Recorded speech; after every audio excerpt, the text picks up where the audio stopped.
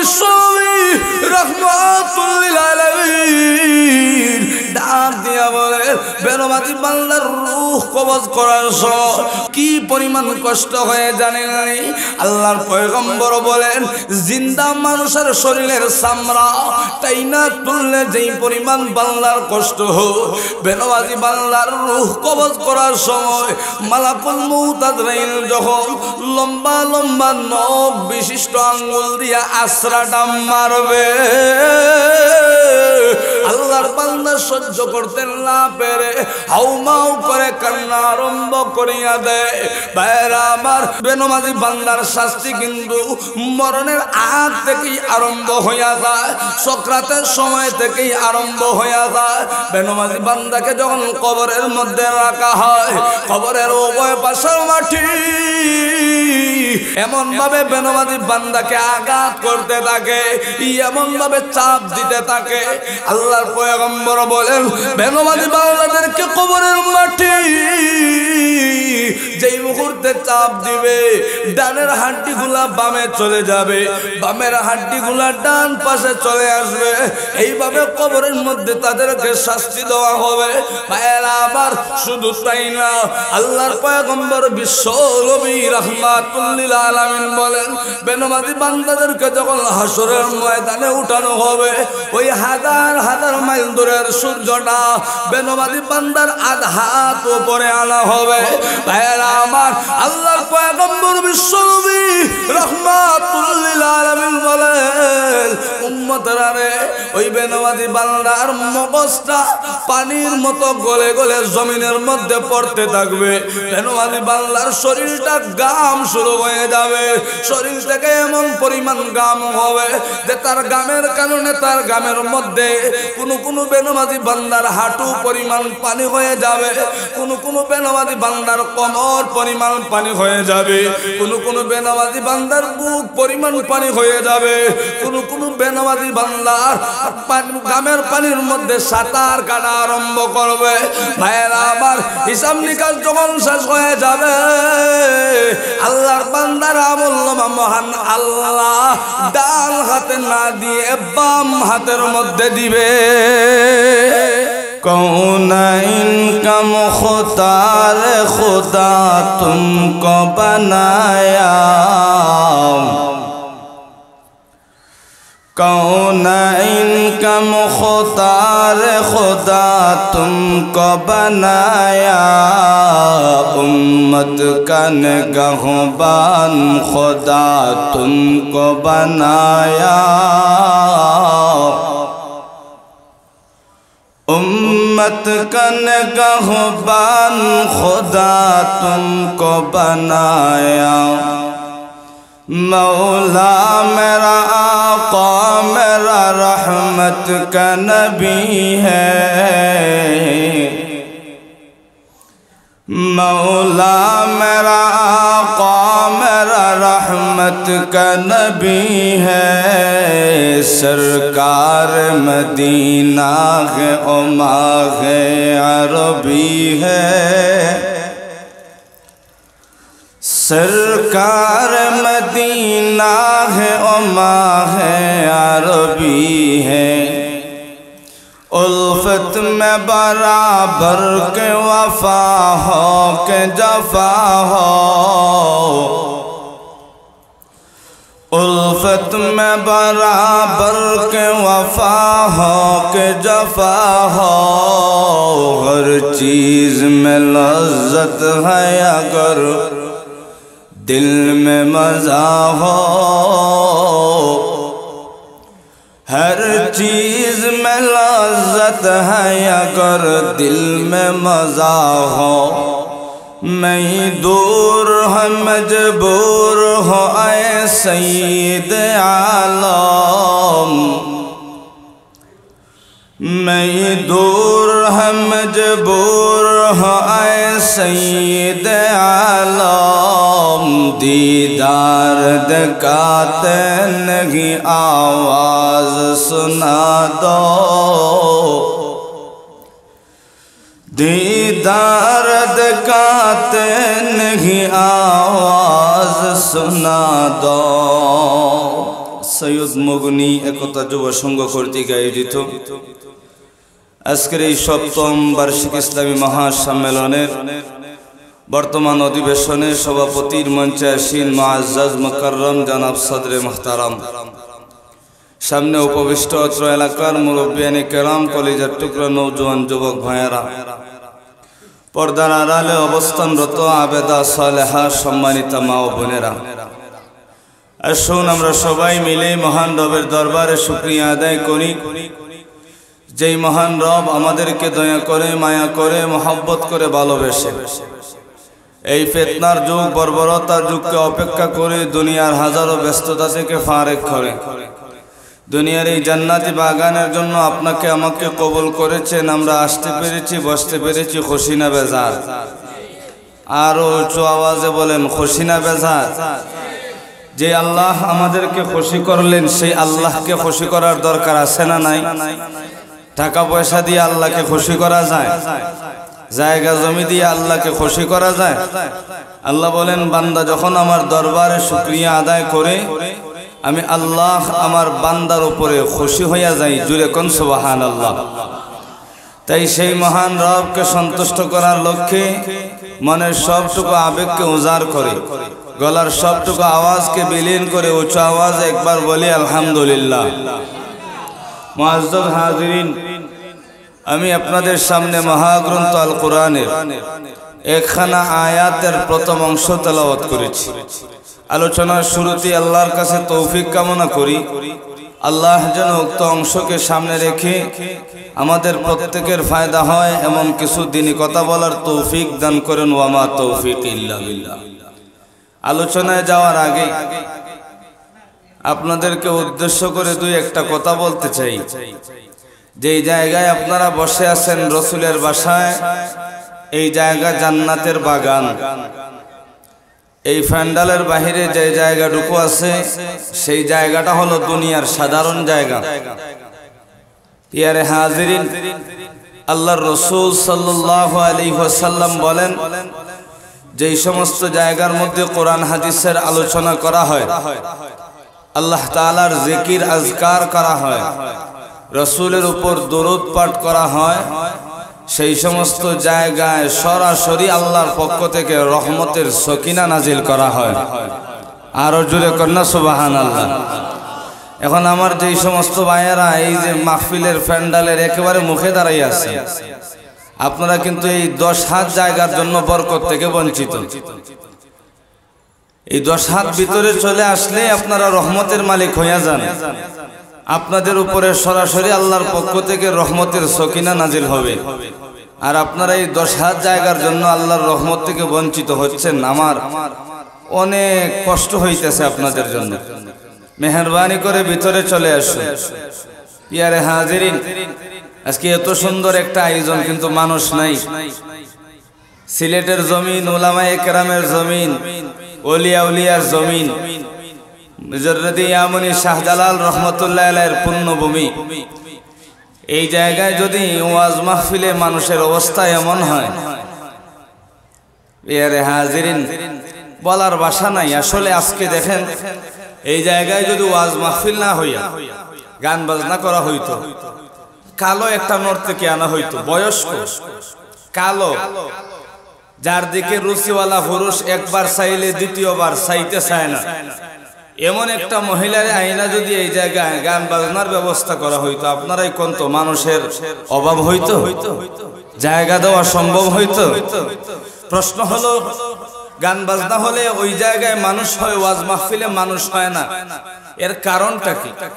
এর একমাত্র কারণ হলো, ওয়াজ মাহফিলে আসতে হলে কপাল ভালো হওয়া লাগে, আল্লাহর পক্ষ থেকে কবুলিয়ত লাগে। গান বাজনায় যাইতে হলে আল্লাহর পক্ষ থেকে কবুলিয়ত লাগে না, মিস্টার শয়তান কবুল করলেই চলে। জোরে কোন ঠিক কিনা? প্রিয় হাজিরিন, এখন আল্লাহ রাব্বুল আলামিন তো আর সবাইকে আমভাবে কবুল করে না। যাদেরকে আল্লাহ পছন্দ করে, যাদেরকে আল্লাহ ভালোবাসে, যাদেরকে আল্লাহ মায়া করে, তাদেরকে আল্লাহ কবুল করে। আর মিস্টার শয়তান কবুল করতে গিয়া যাচাই বাছাই করে না, সবাইকে এক কাতারে কবুল করে জাহান্নামে নিতে চায়। জুড়ে বলেন ঠিক কিনা? তাই এই জায়গায় মানুষের সংখ্যাই কম হবে। তবে যেই সমস্ত মুরব্বী চাচারা আর যুবক ভাইয়েরা বাহিরে ঘোরাফেরা করতেছেন, তাদের জন্য আমার কষ্ট হয়। তারা যদি একটু চেষ্টা করতো তাহলে তাদেরকেও আল্লাহ কবুল কইরা নিত। চেষ্টা বলতে আল্লাহ তো আর ঘাড়ে দইরা তোমার বাসা থেকে বের করে এই জায়গায় আনবে না। তুমি চেষ্টা করে ঘর থেকে বাসা থেকে বাহির হওয়া লাগবে, আল্লাহ রাব্বুল আলামিন কবুল করে নেবে। আল্লাহ যেন বাহিরের সবাইকে কবুল করেন, সবাই বলেন আমিন। বিয়ারে হাজিরিন, ভূমিকায় সময় না কাটিয়ে সরাসরি তেলাওয়াতকৃত আয়াতের আলোচনায় ঢুকতে চাই। আমি যেই আয়াতের অংশটুকু আপনাদের সামনে তেলাওয়াত করেছি, তেলাওয়াতকৃত আয়াতের মধ্যে মহান আল্লাহ রাব্বুল আলামিন গুরুত্বপূর্ণ তিনটে বিষয়ের আলোচনা করেছেন। এমন গুরুত্বপূর্ণ তিনটা বিষয়, এই তিন বিষয় যদি আল্লাহর কোনো বান্দা বান্দির মধ্যে থাকে, মহান আল্লাহ তাদের জান্নাতের রাস্তা সহজ করে দেয়। জুড়ে কোন সুবহানাল্লাহ। এখন আসুন আমরা দেখি তেলাওয়াতকৃত আয়াতের মধ্যে মহান আল্লাহ কোন কোন বিষয়ের আলোচনা করেন। আল্লাহ বলেন, ওয়াবুদুল্লাহ ওয়া লা তুশরিকু বিহি শাইআ ওয়া বিল ওয়ালিদাইনি ইহসান। ভাইয়েরা আমার, মহান আল্লাহ তিনটা বিষয়ের আলোচনা করতে গিয়া প্রথম নম্বর বিষয়ের আলোচনা আল্লাহ করেন। আল্লাহ ডাক দিয়া বলেন, ও দুনিয়ার মানুষেরা, প্রথম নম্বর বিষয় হইল আবুদুল্লাহ। বান্দারে, তোমরা আমি আল্লাহর ইবাদত বন্দেগী করো। আমি আল্লাহর ইবাদতের বেলায় তোমরা গাফেল হইয়া যায় না। আমি আল্লাহর ইবাদতের বেলায় তোমরা অবহেলা করিও না। দুই নম্বরে আল্লাহ ডাক দিয়া বলেন, ওয়ালা তুশরিকু বিহি শাইআ। ও দুনিয়ার মানুষেরা, আমি আল্লাহর ইবাদত করবা, কিন্তু ইবাদতের বেলায় তোমরা সতর্ক থাকতে হবে। এমন ইবাদত করা যাবে না যে ইবাদতের মধ্যে শিরিক থাকে, আমি আল্লাহর সাথে অংশীদারিত্ব স্থাপন করে ফেলো। ভাইয়েরা আমার, অনেকের মনে প্রশ্ন জাগতে পারে, আল্লাহর বান্দা আল্লাহর ইবাদত করবে, আল্লাহর সাথে কিভাবে শরীক করে, আল্লাহর সাথে কিভাবে অংশীদারিত্ব স্থাপন করে। ভাইয়েরা আমার, আপনার আমার মহল্লায় অনেক মানুষকে এমন পাওয়া যায় যেই মানুষগুলো আজান হইলে দৌড়ায় মসজিদে যায়, আল্লাহর কুদরতি পায়ের মধ্যে সেজদা করে। বছর শেষে যখন মুকামের মধ্যে উরুসের আয়োজন করা হয়, ওই আল্লাহর বান্দাই উরুসের মধ্যে যাইয়া বাবার মুকামের মধ্যে সেজদা করে। এমন মানুষ আপনার আমার মহল্লায় আছে না নাই? আরো জোরে বলতে হবে, আছে না নাই? ভাইয়েরা আমার, আল্লাহর বান্দা যখন আল্লাহর কুদরতি পাচারিয়া বাবার মুকামে যাইয়া সেজদা করে, আল্লাহর আরশের মধ্যে কম্পন শুরু হইয়া যায়। বান্দারে, এ তুই কেমন পাপের মধ্যে লিপ্ত হইয়া গেলে, এ তুই কেমন অপরাধের মধ্যে লিপ্ত হইয়া গেলে। কারণ সেজদা এটা একমাত্র আল্লাহ তাআলার হক। কোন নবীকেও সেজদা করা যায় না, কোন ওলিয়া উলিয়া গৌস কুতুবকেও সেজদা করা যায় না, সন্তান তার মা বাবাকেও সেজদা করতে পারে না, স্ত্রী তার স্বামীকেও সেজদা করতে পারে না। ভাইয়েরা আমার, সেজদা হলো একমাত্র আল্লাহ তাআলার হক। বান্দা যখন আল্লাহকে সারিয়া কবরের মধ্যে গিয়া সেজদা করে, এটা আল্লাহর সাথে শিরিক হইয়া যায়, এটা আল্লাহর সাথে অংশীদারিত্ব স্থাপন হইয়া যায়। ভাইয়েরা আমার, এজন্য আল্লাহ প্রথম নম্বর বিষয়ের ওয়াজ করেন। আল্লাহ বলেন, বান্দা তোমরা আমি আল্লাহর ইবাদত বন্দেগী করো, আমি আল্লাহর ইবাদত থেকে তোমরা গাফেল হইয়া যায় না। দুই নম্বরে আল্লাহ ডাক দিয়া বলেন, ও বান্দা, আমি আল্লাহর ইবাদত করবা, কিন্তু শিরিক মুক্ত ইবাদত করা লাগবে। শিরিক যুক্ত ইবাদত দিয়ে আমি আল্লাহকে খুশি করা যাবে না। তিন নম্বরে আল্লাহ ডাক দিয়া বলেন, ওয়া বিল ওয়ালিদাইনি ইহসান। সন্তানেরা তোমরা তোমাদের মা বাবার সাথে সুন্দর আচরণ করো, মা বাবার সাথে ভালো ব্যবহার করো, মা বাবার খেদমত করো, মা বাবার সাথে তোমরা খারাপ আচরণ করিও না। ভাইয়েরা আমার, আল্লাহর পয়গম্বর বিশ্বনবী রাহমাতুল লিল আলামিন জানায় দেয়, দুনিয়ার কোন সন্তান যদি তার মা বাবার সাথে খারাপ আচরণ করে, তার মা বাবার খেদমত না করে, মা বাবার মনে যদি কষ্ট দিয়া দেয়, ওই মা বাবার মন যদি সন্তানের উপরে নারাজ হইয়া যায়, ওই সন্তান মরতে দেরি হয়, মহান আল্লাহ ওই সন্তানের জন্য জাহান্নামের দুইটা দরজা খুলিয়া দেয়। ভাইয়েরা আবার শুধু তাই না, আল্লাহর পয়গম্বর আরো জানাইয়া দেয়, দুনিয়ার কোন সন্তান যদি তার মা বাবার সাথে সুন্দর আচরণ করে, মা বাবার সাথে ভালো ব্যবহার করে, মা বাবার খেদমত করে, মা বাবার মন যদি সন্তানের উপরে খুশি হইয়া যায়, মা বাবা যদি সন্তানের উপরে সন্তুষ্ট হইয়া যায়, আল্লাহর পয়গম্বর জানাইয়া দেয়, ওই সন্তান মরতে দেরি হয়, মহান আল্লাহ ওই সন্তানের জন্য জান্নাতের দুইটা দরজা খুলিয়া দেয়। হাজিরিন, তেলাওয়াতকৃত আয়াতের তরজমা করতে গিয়া আপনার আমার সামনে তিনটা বিষয় চলে আসছে। প্রথম নম্বর বিষয় হইল বান্দা ওয়াবুদুল্লাহ, আমি আল্লাহর ইবাদত বন্দেগী কর। দুই নম্বর বিষয় ওয়ালা তুশরিকু বিহি শাইআ, বান্দারে ইবাদত করবি ঠিক, কিন্তু আমি আল্লাহর সাথে কাউকে শরীক করিস না। শিরিকওয়ালা ইবাদত দিয়া আমি আল্লাহকে হাজারবার চেষ্টা করলেও খুশি করতে পারবি না। এজন্য বান্দা তুই আল্লাহর সাথে শিরিক করিস না, অংশীদারিত্ব স্থাপন করিস না। তিন নম্বর বিষয়, ও দুনিয়ার সন্তানেরা, তোমরা তোমাদের মা বাবার সাথে সুন্দর আচরণ করো, ভালো ব্যবহার করো, মা বাবার মনে কষ্ট দিও না। ও ভাই, আপনার আমার সমাজের সন্তানেরা মা বাবারে কষ্ট দেয়নি? আরো জোরে কোন না আসেনি এমন সন্তান? আল্লাহু আকবার। সন্তান বড় হইয়া গেছে, বাবা এখন একটা কাজ করলে সন্তান বাবারে ডাক দিয়া কয়, বাবা তুমি বুঝবা না। বাবা নাকি বুঝে না? যেই বাবা তারে দুনিয়ায় আনলো ওই বাবা বুঝে না, সে বুঝছে। পিয়ারে হাজিরিন, এজন্য আল্লাহ ডাক দিয়া কয়, ও দুনিয়ার সন্তানেরা, মা বাবার সাথে খারাপ আচরণ করিও না, মা বাবার সাথে সুন্দর আচরণ করো। ও ভাই, তিনটা বিষয় নিয়ে যদি আমি একসাথে আলোচনা করি তাহলে কোনো বিষয় আমাদের সামনে পরিষ্কার হবে না। এজন্য আসুন আমরা একটা করে তিনটা বিষয়ের কিছু খুলাসা আলোচনা করার চেষ্টা করি। প্রথম নম্বর বিষয় ওয়াবুদুল্লাহ, বান্দা আল্লাহর ইবাদত কর। ও ভাই, আল্লাহ শুধু ইবাদতের কথা বললেন, কিন্তু কি পরিমাণ ইবাদত করলে আল্লাহ খুশি হবেন, কতটুকু সময় ইবাদত করলে আল্লাহ খুশি হবেন, কিভাবে ইবাদত করলে আল্লাহকে রাজি করা যাবে, সেই বিষয়ে তো আল্লাহ কিছু বললেন না। তাহলে আমি ইবাদত করলাম কিন্তু আমার মালিক আমার উপরে সন্তুষ্ট হইল না, এমন ইবাদতের কোনো মূল্য আছে ভাই? আমি ইবাদত করলাম কিন্তু ইবাদত দিয়া পরকালে জান্নাত পাইলাম না, এমন ইবাদতের কোনো দাম আছে? তাহলে মূল বিষয় হলো আমরা ইবাদত তো করব ঠিক, আল্লাহকে কি পরিমাণ ইবাদত করব, কতটুকু সময় ইবাদত করব। ও ভাই, এই বিষয়টা জানা আমাদের জন্য খুব জরুরি। আমরা ইবাদত করি কিন্তু ইবাদতের নিয়ম কানুন জানি না। আমরা ইবাদত করি কিন্তু আমাদের ইবাদত দিয়া আল্লাহকে রাজি আর খুশি করা যায় না। এমন ইবাদতের কোনো ফায়দা নাই, এমন ইবাদতের কোনো দাম আল্লাহর কাছে নাই। এখন প্রশ্ন হলো যে কতটুকু ইবাদত করব, কি পরিমাণ ইবাদত করব।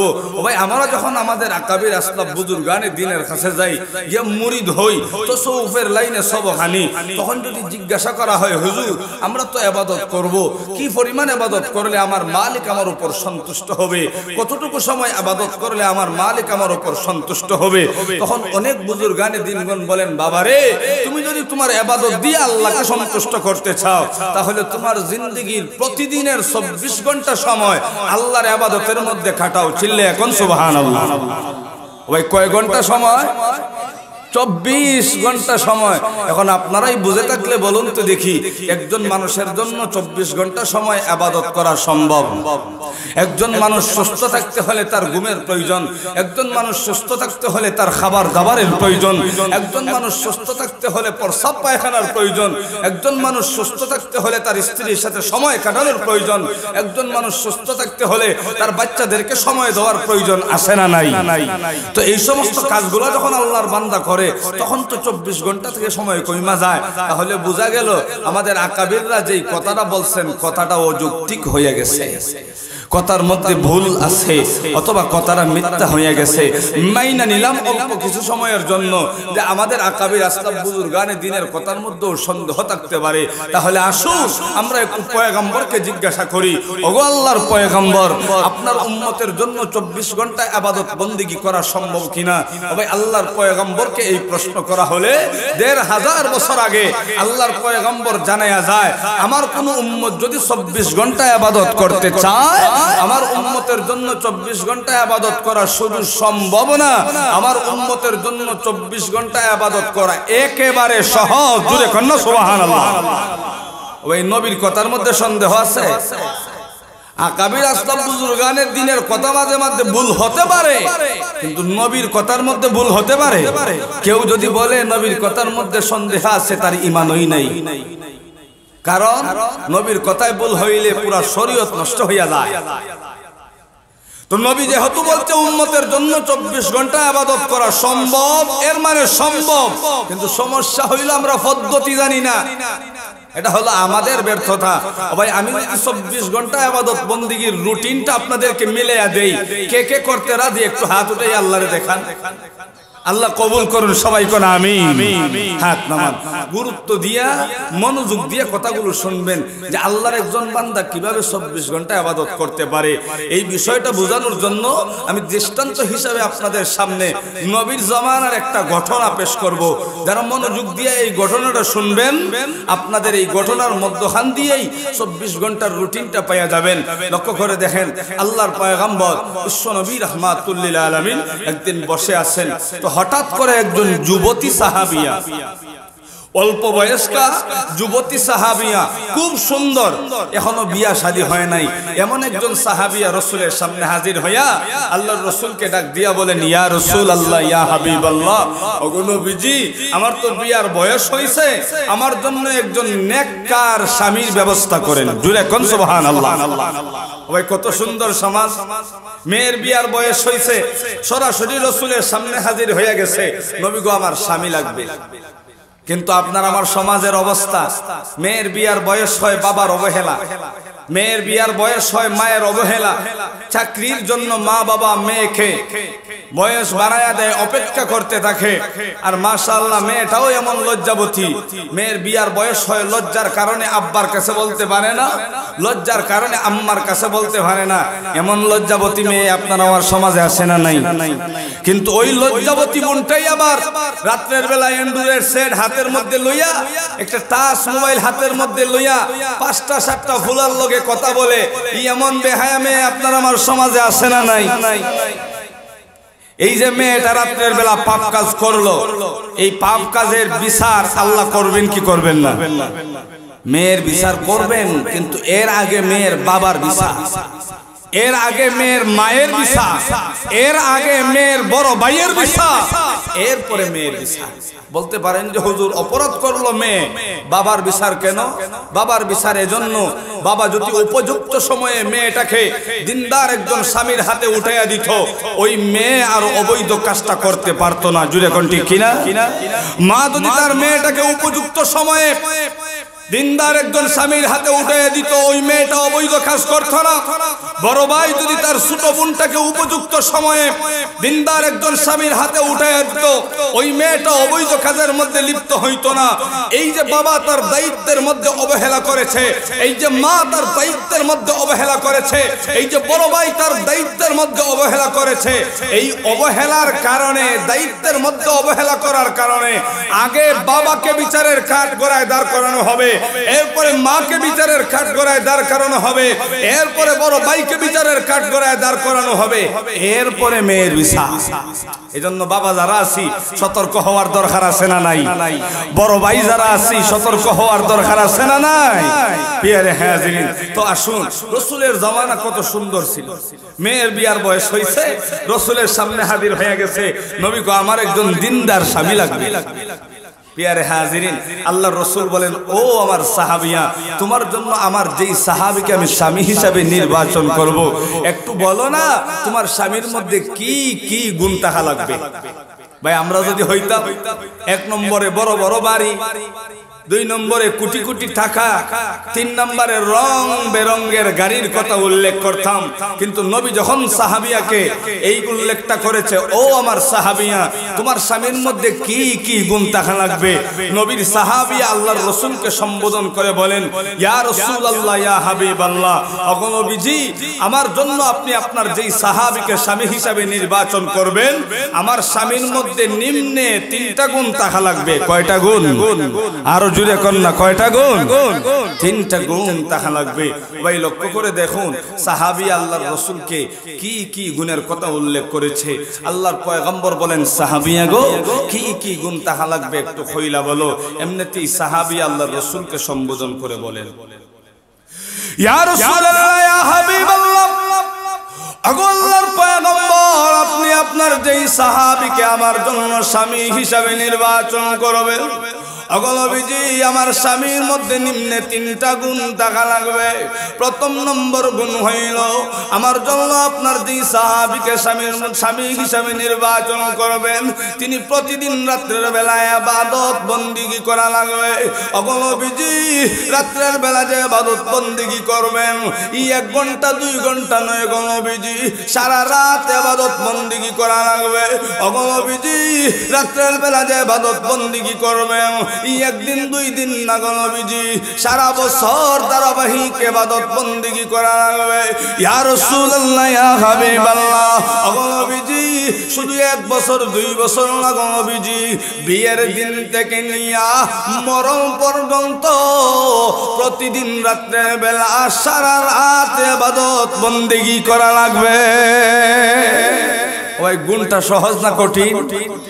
সারা রাত ইবাদত বন্দেগী, তাও 1 দিন 2 দিন না, সারা বছর, 1 বছর 2 বছর না, বিয়ের দিন থেকে নিয়ে মৃত্যু পর্যন্ত।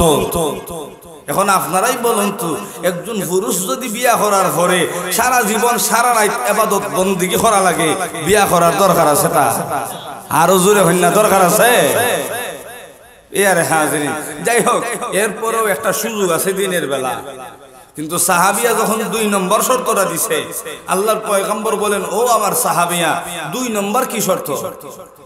এমনিতেই সাহাবী আল্লাহর রাসূলকে ডাক দিয়া বলেন, ইয়া রাসূলুল্লাহ, ইয়া হাবিবাল্লাহ, ওগো নবীজি, আপনার যেই সাহাবীকে আমার জন্য আপনি স্বামী হিসাবে নির্বাচন করবেন, আমার স্বামীর মধ্যে 2 নম্বর গুণ দেখা লাগবে, তিনি প্রতিদিন দিনের বেলা রোজা রাখা লাগবে। 1 দিন 2 দিন না গো নবীজি, সারা বছর ধারাবাহিক রোজা রাখা লাগবে। ইয়া রাসূলুল্লাহ, ইয়া হাবিবাল্লাহ, 1 বছর 2 বছর না গো নবীজি, বিয়ের দিন থেকে নিয়া মরণ পর্যন্ত প্রতিদিন রোজা রাখা লাগবে। ভাইয়েরা আবার আল্লাহর পয়গম্বর জিজ্ঞাসা করেন, ও আমার সাহাবিয়া, 3 নম্বরে কি গুণ থাকা লাগবে? এমনিতেই সাহাবী আল্লাহর রাসূলকে ডাক দিয়া বলেন, ইয়া রাসূলুল্লাহ, ইয়া হাবিবাল্লাহ, ওগো নবীজি, আমার সাহাবী, আমার স্বামীর মধ্যে 3 নম্বর গুণ থাকা লাগবে, তিনি প্রতিদিন দিনের বেলা 1 বার কুরআন খতম করা লাগবে। আল্লাহর পয়গম্বর বিশ্ব নবী রাহমাতুল লিল আলামিন সাহাবী আর 3 শর্ত শোনা মাত্রই সাহাবায়ে কেরামের একটা মজমার মধ্যে গিয়া সাহাবায়ে কেরামকে সম্বোধন করে বলে, রে সাহাবীরা, তোমাদের জন্য একটা অফার আছে, অফার। ভাইয়েরা আমার, সাহাবীরা যখন অফারের কথা শুনেছে, সমস্ত সাহাবায়ে কেরাম আনন্দে আত্মহারা, মনে হয় আল্লাহর পক্ষ থেকে কোন সুসংবাদ চলে এসেছে। সাহাবায়ে কেরাম ডাক দিয়া বলেন, ইয়া রাসূলুল্লাহ, ইয়া হাবিবাল্লাহ, ওগো নবীজি, কি অফার আমাদেরকে একটু কইলা বলেন। আল্লাহর পয়গম্বর সাহাবায়ে কেরামকে ডাক দিয়া বলেন, সাহাবীরা রে, তোমাদের জন্য অফার হলো, আমার কাছে একজন অল্প বয়স্কা সুন্দরী রূপসী সাহাবিয়া আছে, আমার সাহাবিয়ার জন্য একজন স্বামী লাগবে। ও সাহাবীরা, আসলে কেউ তোমাদের মধ্যে আমার সাহাবিয়াকে স্ত্রী হিসাবে গ্রহণ করবা, আমার সাহাবিয়াকে বিয়ে করবা।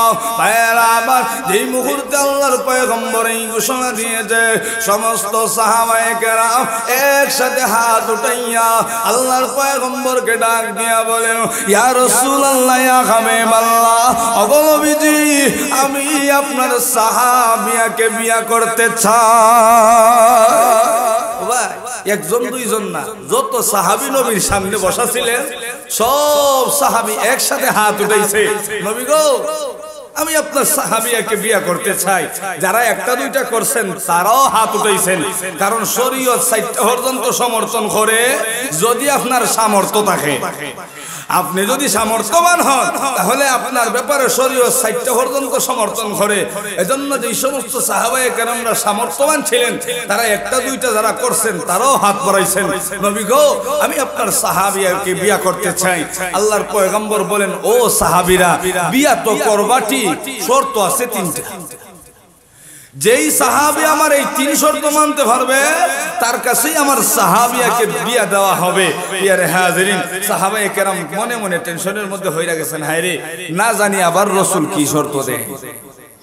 কারণ রাসূলের শর্ত, সাহাবায়ে কেরাম টেনশনের মধ্যে হইরা গেছেন। আল্লাহর পয়গম্বর বলেন, ও সাহাবীরা, শর্ত আছে 3টা, শুনো। প্রথম নম্বর শর্ত হইল সারা রাত ইবাদত বন্দেগী করা লাগবে, বিয়ের দিন থেকে নিয়ে মরণ পর্যন্ত। সারা দিন রোজা রাখা লাগবে, একদিন 2 দিন না, বিয়ের দিন থেকে নিয়ে মরণ পর্যন্ত। প্রতিদিন একবার কোরআন খতম করা লাগবে, বিয়ের দিন থেকে নিয়ে মরণ পর্যন্ত। সাহাবীরা রে, আসো কি কেউ তোমাদের মধ্যে এমন এই 3 শর্ত মাইনা আমার সাহাবিয়াকে বিয়ে করবা? ও ভাই, নবী যখন এই 3 শর্তের কথা সাহাবায়ে কেরামের সামনে উল্লেখ করেছেন, সমস্ত সাহাবায়ে কেরাম মাথাটাকে নিচের দিকে দিয়া উপরের হাতটা নিচে নামাইয়া আল্লাহর পয়গম্বরকে ডাক দিয়া বলেন, নবী গো, এই 3 শর্ত মানা আমাদের পক্ষে সম্ভব না, আপনার সাহাবিয়াকে বিয়ে করাও সম্ভব না। ওই একজন মানুষের জন্য এমন 3টা শর্ত মানা সম্ভব? সারা রাত ইবাদত, সারা দিন রোজা, প্রতিদিন একবার কোরআন খতম, একজন মানুষের জন্য সম্ভব না। তো সাহাবায়ে কেরাম ডাক দিয়া বলেন, নবী গো, এই 3 শর্ত মানা আমাদের পক্ষে সম্ভব না, আপনার সাহাবিয়াকে বিয়ে করাও সম্ভব না। ইয়ারে হাজিরিন, আল্লাহর পয়গম্বরের চেহারাটা মলিন হয়ে গেছে। আল্লাহর পয়গম্বরের চেহারা মলিন করে সাহাবায়ে কেরামের এই মজমার সামনে রাসূল বৈশা অপেক্ষা করতেছেন, হায় রে, কোন একজন সাহাবিনী রাজি হইয়া যায়। আল্লাহর পয়গম্বর অপেক্ষা করতেছেন, এমত অবস্থায় হঠাৎ করে পয়গম্বর তাকাইয়া দেখেন মজমার মধ্যখান থেকে একজন সাহাবী দাঁড়ায়া আল্লাহর পয়গম্বরকে ডাক দিয়া বলে, ইয়া রাসূলুল্লাহ, ইয়া হাবিবাল্লাহ, ওগো নবীজি, আপনার সাহাবিয়া যে 3 শর্ত দিছে, আমি আপনার সাহাবী 3 শর্ত মাইনা আপনার সাহাবিয়াকে বিয়ে করতে চাই। জোরে কন্না সুবহানাল্লাহ।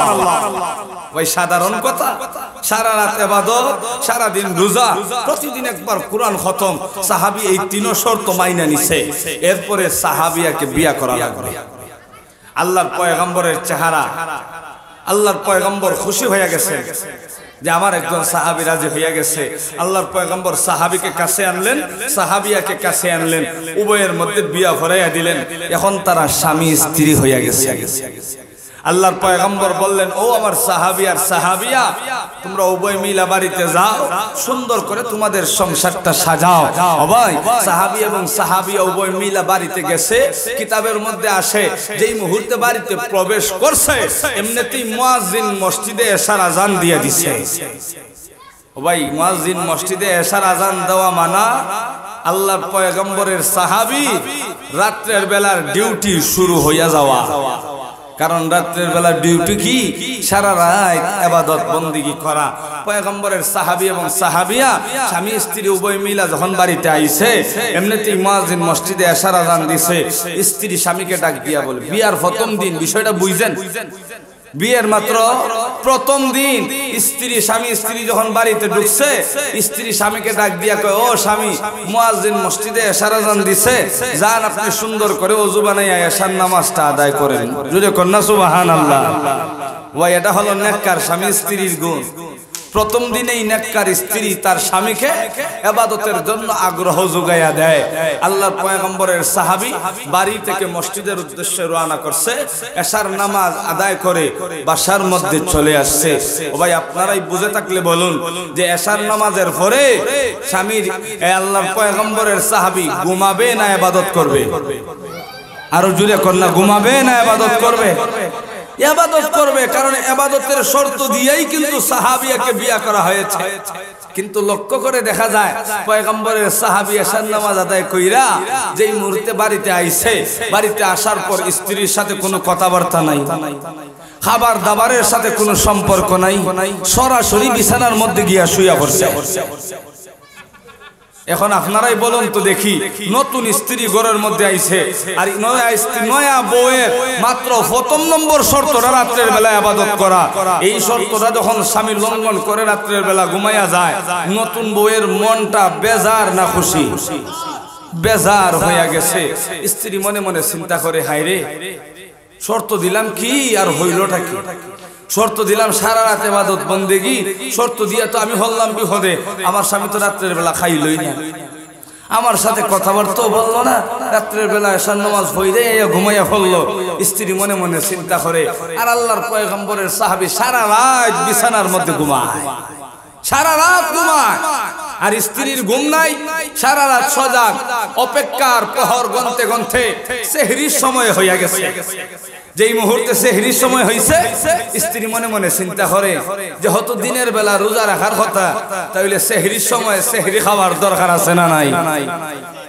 কিন্তু সেহরির সময় পার হইয়া যায়, সাহাবী তো আর ঘুম থেকে ওঠে না। সেহরির সময় শেষ, আল্লাহর পয়গম্বরের সাহাবী ঘুমাইয়া আছে, ফজরের সময় চলে আসছে। ও ভাই, সারা রাত আল্লাহর পয়গম্বরের সাহাবী ঘুমাইলেও ফজরের সময় আর ঘুমায় না। ফজরের আজান যেই মুহূর্তে মুয়াজ্জিন মসজিদে দিয়ে দিছে, পয়গম্বরের সাহাবী লাফ দিয়া ঘুম থেকে দাঁড়াইয়া গেছে। স্ত্রীকে ডাক দিয়া কয়, স্ত্রী উঠো, সুন্দর করে ওযু বানাও, সুন্দর করে ওযু বানাইয়া ফজরের নামাজ আদায় করো। স্ত্রী ডাক দিয়া কয়, আমি উঠবো কি? আমি তো সারা রাতে উঠাই। ঘুমাইছেন তো আপনি, উঠবেন তো আপনি, আমি তো সারা রাত্রই সজাগ, তাহলে আমি আবার উঠবো কি?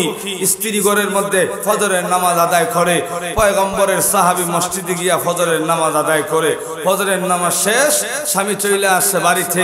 স্ত্রীকে ডাক দিয়া কয়, ও আমার প্রাণের স্ত্রী, আমি তো তোমাকে খুব বেশি মহব্বত করি, ভালোবাসি, যাও না সুন্দর করে আমার জন্য একটু সকালের নাস্তার ব্যবস্থা করো। ওই দিনের বেলা রোজা রাখার কথা, সারা রাত ইবাদত না করে সারা রাত ঘুমাইয়া, আর স্ত্রী সারা রাত সজাগ, দিনের বেলা রোজা রাখার কথা। এখন রোজা না রাইকা যখন স্বামী আইসা স্ত্রীর কাছে 2 নম্বর শর্ত লঙ্ঘন করে যখন নাস্তা চায়, আপনারাই বলুন তো দেখি, স্ত্রীর রাগের পরিমাণ বাড়ছে না কমছে? রাগের পরিমাণ বাড়ছে। স্ত্রী আর সহ্য করতে পারে না, এমনিতেই স্বামীকে সম্বোধন করে বলে, ও আমার স্বামী, আপনি কি বইলা গেছেন আপনাকে বিয়ে করার আগে আমার 3টা শর্ত দেওয়া হয়েছে? আপনি কি বইলা গেছেন 3 শর্তের মাধ্যমে আমি আপনাকে স্বামী হিসাবে গ্রহণ করেছি। গতকাল রাত থেকে নিয়ে এখন পর্যন্ত আপনি একটা শর্ত মানলেন না। স্বামী গো, আমি আর বরদাস্ত করতে পারবো না, চলেন আমরা উভয় মিলা নবীর কাছে যাব, নবী 3 শর্তের সমাধান দিবে, এরপরে আপনার জন্য নাস্তার ব্যবস্থা করব। জুড়ে কন্যা সুবহানাল্লাহ। স্বামী স্ত্রী উভয় মিলা নবীর উদ্দেশ্যে রওনা। আল্লাহর পয়গম্বরের কাছে যাওয়া মাত্রই স্ত্রী আল্লাহর পয়গম্বরকে সালাম দিয়েই স্বামীর ব্যাপারে আল্লাহর রাসূলের কাছে 3টা অভিযোগ দায়ের করেছে। আল্লাহর পয়গম্বরের সাহাবীর স্ত্রী আল্লাহর পয়গম্বরকে সম্বোধন করে বলেন, ইয়া রাসূলুল্লাহ, ইয়া হাবিবাল্লাহ, অগনবীজি 3 শর্ত দিয়া আমি আপনার সাহাবিয়াকে স্বামী হিসাবে গ্রহণ করেছি। নবী গো, গতকাল রাত থেকে নিয়ে এখন পর্যন্ত আমার স্বামী একটা শর্ত পালন করে নাই। ভাইয়েরা আমার, যেই মুহূর্তে স্ত্রী আল্লাহর পয়গম্বরের কাছে অভিযোগ দায়ের করেছে, আল্লাহর পয়গম্বরের চেহারা মলিন হয়ে গেছে। আল্লাহর পয়গম্বর সাহাবীকে ডাক দিয়া বলেন, সাহাবী রে, তোমার যদি 3 শর্ত মানার ক্ষমতা না থাকে তাহলে তুমি মানলা কেন? আর যদি মানার ক্ষমতা থাকে তাহলে তুমি পালন করলা না কেন?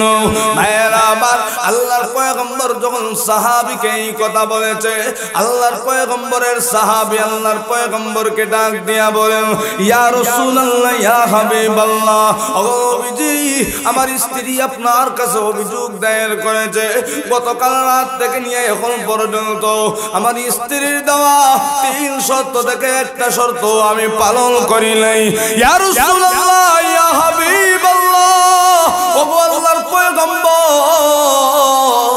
আমি তো আপনার সাহাবী, আপনার সাথে মিথ্যা বলতে পারি না গো নবীজি। ও গো নবীজি, আমি আমার বুকের মধ্যে হাত দিয়ে আপনাকে বলি, আমার স্ত্রীর দেওয়া 3 শর্ত আমি গতকাল রাত থেকে নিয়ে এখন পর্যন্ত পরিপূর্ণভাবে পালন করেছি।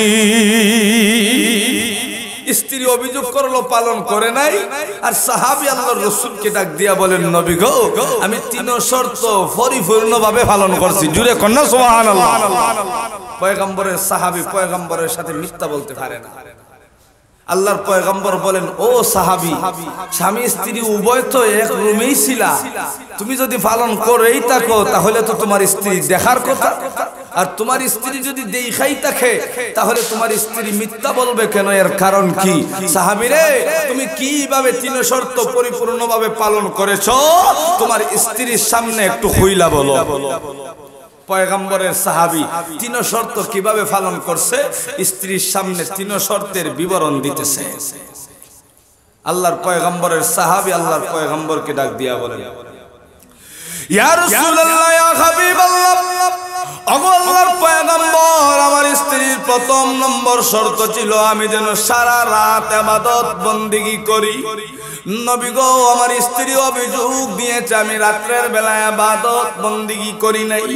ইয়া রাসূলুল্লাহ, ইয়া হাবিবাল্লাহ, ওগো নবীজি, আমি আমার স্ত্রীকে জিজ্ঞাসা করতে চাই, গতকাল রাতের বেলা আমি এশার নামাজ আদায় করেছি কিনা?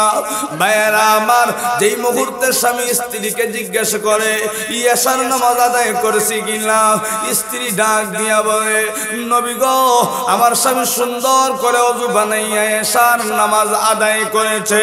এমনিতেই পয়গম্বরের সাহাবী আল্লাহর পয়গম্বরকে ডাক দিয়া বলেন, ইয়া রাসূলুল্লাহ, ইয়া হাবিবাল্লাহ,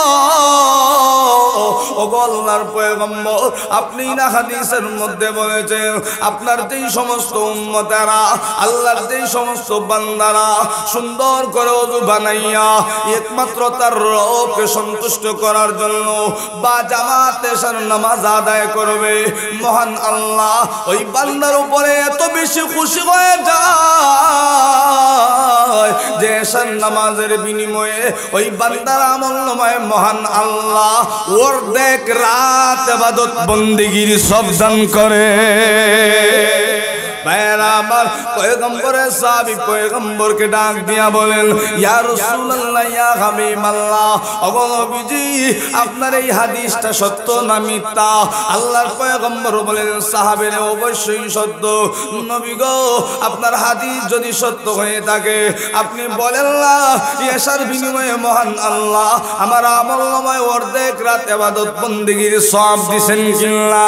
ভাইয়েরা আমার, আল্লাহর পয়গম্বর বিশ্ব রাহমাতুল লিল আলামিন ডাক দিয়া বলেন, সাহাবীরে, এশার নামাজের বিনিময়ে মহান আল্লাহ তোমার আমলনামায় অর্ধেক রাত ইবাদত বন্দেগীর সওয়াব দান করেছে।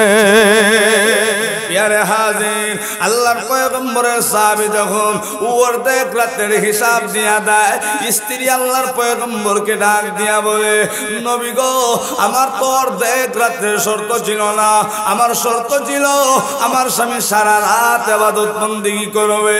ওগো নবীজি, আমি আমার স্বামীর কাছে বাকি অর্ধেক রাতের হিসাব চাই। এমনিতেই পয়গম্বরের সাহাবী আল্লাহর পয়গম্বরকে ডাক দিয়া বলেন, ইয়া রাসূলুল্লাহ, ইয়া হাবিবাল্লাহ, ওগো নবীজি আমি আমার স্ত্রীকে জিজ্ঞাসা করতে চাই আমি সকালবেলা ফজরের নামাজ আদায় করেছি কিনা। এমনিতে স্ত্রী ডাক দিয়া বলে, নবী গো আমার স্বামী সারা রাত ঘুমাইলেও ফজরের সময় আর ঘুমায় না, ফজরের সময় উইটা সুন্দর করে ওযু বানাইয়া ফজরের নামাজ আদায় করেছে।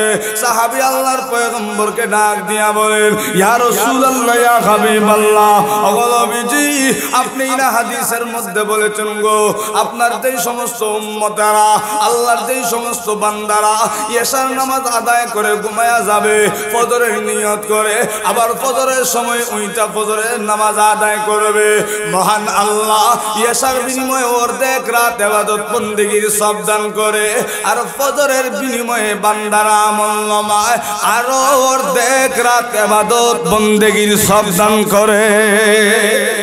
এর হাজির এমনিতেই সাহাবী আল্লাহর পয়গম্বরকে জিজ্ঞাসা করেন, ওগো নবীজি আপনার এই হাদিসটা সত্য না মিথ্যা? আল্লাহর পয়গম্বর বলেন, সাহাবীর অবশ্যই সত্য। নবী গো আপনার হাদিস যদি সত্য হয়ে থাকে আপনি বলেন লাগো আমি এশার নামাজ আদায় করলাম ফজরের নামাজ আদায় করলাম, এই দুই নামাজের বিনিময়ে মহান আল্লাহ আমাকে সারা রাত ইবাদত বন্দেগীর সওয়াব দিবেন কিনা? এই মুহূর্তে আল্লাহর পয়গম্বর আল্লাহর পয়গম্বরকে এই কথা জিজ্ঞেস করেছে। এমনিতেই আল্লাহর পয়গম্বর ডাক দিয়া বলেন, সাহাবী রে তুমি এশার আর ফজরের নামাজ আদায় করার কারণে মহান আল্লাহ তোমার আমলনামায় সারা রাত ইবাদত বন্দেগীর সব দান করেছে। জুরে কন্যা সুবহানাল্লাহ। ও ভাই নামাজ পড়ছে 2 ওয়াক্ত সওয়াব পাইছে সারা রাত ইবাদত বন্দেগী। এর হাজিরিন প্রথম নম্বর অভিযোগের জবাব স্বামী পরিপূর্ণভাবে দিয়া দিছে। স্ত্রী ডাক দিয়া হয়, নবী গো অভিযোগ আরো 2টা বাকি। কি অভিযোগ? ওগো নবীজি আমার শর্ত ছিল আমার স্বামী সারা দিন রোজা রাখবে, কিন্তু দেখা যায় আমার স্বামী সারা দিন রোজা না রাইখা ফজরের সময় আইসাই আমার কাছে নাস্তা তালাশ করেছেন। ওগো নবীজি আমি আমার স্বামীর কাছে দিনের বেলা সারা বছর রোজা রাখার হিসাব চাই। যেই মুহূর্তে স্ত্রী রোজার হিসাব চাইছে পয়গম্বরের সাহাবী আল্লাহর পয়গম্বরকে ডাক দিয়া বলে, আমলনামায় 24 ঘন্টা ইবাদত বন্দেগীর সব দান করে। বুঝে থাকলে বলেন 24 ঘন্টা ইবাদত করা কঠিন না সহজ? আরো জোরে কোন না, কে কে করতে রাজি একটা হাত উঠাই আল্লাহর কাছে। আল্লাহ কবুল করুন, সবাই কোন আমিন। ভাই 5 ওয়াক্ত নামাজের মাধ্যমে আল্লাহর বান্দা 24 ঘন্টা ইবাদত বন্দেগীর সওয়াব পায়। এটা হলো আমার মালিকের শান।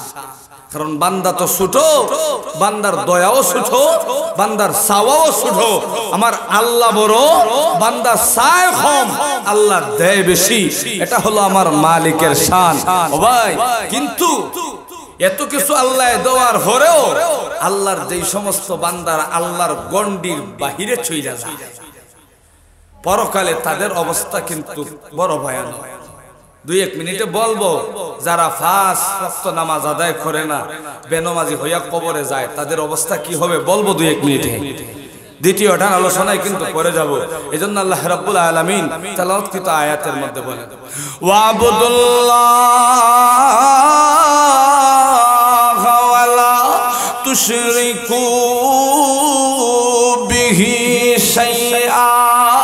ও আল্লাহর বান্দারা তোমরা আমি আল্লাহর ইবাদত বন্দেগী করো। আল্লাহ গো কি পরিমাণ ইবাদত বন্দেগী করব বান্দারে 24 ঘন্টা আমি আল্লাহর ইবাদত কর। আল্লাহ গো আমাদের জন্য 24 ঘন্টা ইবাদত করা সম্ভব না। আল্লাহর পয়গম্বর বলেন, উম্মতেরা রে নিয়ম যদি মানতে পারো 5 ঘন্টা সময় লাগে না, 5 ওয়াক্ত নামাজে 1 ঘন্টা সময় দিবা, আমার মালিক 24 ঘন্টা তোমার ইবাদতের মধ্যে হিসাব করে নিবে। ভাইরা আমার, আল্লাহর যে সমস্ত বান্দারা এই সুযোগ পাওয়ার পরেও সুযোগ নেয় না, এই সুযোগ পাওয়ার পরেও যারা অবহেলা করে, এই সুযোগ পাওয়ার পরেও যারা গাফলতির মধ্যে পড়ে থাকে, বেনমাজি হইয়া কবরের মধ্যে যায়, মরণের সময় মালাকুল মউত আজরাইল যখন তাদের সামনে হাজির হয়, ভাইরা আমার আল্লাহর পয়গম্বর বিশ্বনবী রাহমাতুল লিল আলামিন দিয়া বলেন, ও উম্মতেরা, বেনমাজি বান্দার জানটা যেই ফেরেশতা কবজ করবে, যখন তার সামনে ফেরেশতা আসবে, লম্বা লম্বা নখ বিশিষ্ট হবে ফেরেশতা, চক্ষুটা হবে বড় ভয়ঙ্কর। যেই মুহূর্তে বেনমাজি বান্দার দিকে একবার ফেরেশতা তাকাবে, এমনিতেই বেনমাজি বান্দাটা হাউ মাউ করে কান্না আরম্ভ করবে। ভাইরা আমার, আল্লাহর পয়গম্বর বিশ্বনবী রাহমাতুল লিল আলামিন ডাক দিয়া বলে, বেনমাজি বান্দার রূহ কবজ করার সময় বান্দার অশেষ সীমাহীন কষ্ট হয়, কষ্টের কোনো সীমা নাই। কি পরিমাণ কষ্ট হয়ে জানেন? আল্লাহর পয়গম্বর বলেন, জিতা একটা বকরির চামড়া টাইনা টাইনা তুললে ওই বকরিটার যেমন কষ্ট হয়, জিন্দা মানুষের শরীরের চামড়া টাইনা তুললে যেই পরিমাণ বান্দার কষ্ট হয়, বেনমাজি বান্দার রূহ কবজ করার সময় মালাকুল মউত আজরাইল যখন লম্বা লম্বা নখ বিশিষ্ট আঙ্গুল দিয়া আশ্রাটা মারবে, আল্লাহর বান্দা সহ্য করতে না পেরে হাউমাউ করে কান্না আরম্ভ করিয়া দেয়। ভাইরা আমার,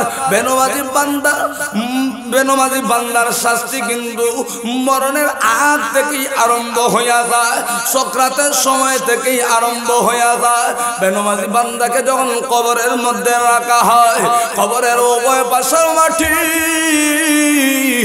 এমন ভাবে বেনমাজি বান্দাকে আঘাত করতে থাকে, এমন ভাবে চাপ দিতে থাকে। আল্লাহর পয়গম্বর বলেন, বেনমাজি বান্দাদেরকে কবরের মাটি যেই মুহূর্তে চাপ দিবে, ডানের হাড্ডিগুলা বামে চলে যাবে, বামের হাড্ডিগুলা ডান পাশে চলে আসবে।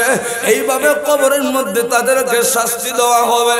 ভাইয়েরা আবার, শুধু তাই না, আল্লাহর পয়গম্বর বিশ্ব নবী রাহমাতুল লিল আলামিন বলেন, বেনমাজি বান্দাদেরকে যখন হাসরের ময়দানে উঠানো হবে, ওই হাজার হাজার মাইল দূরের সূর্যটা বেনমাজি বান্দার আধা হাত উপরে আনা হবে।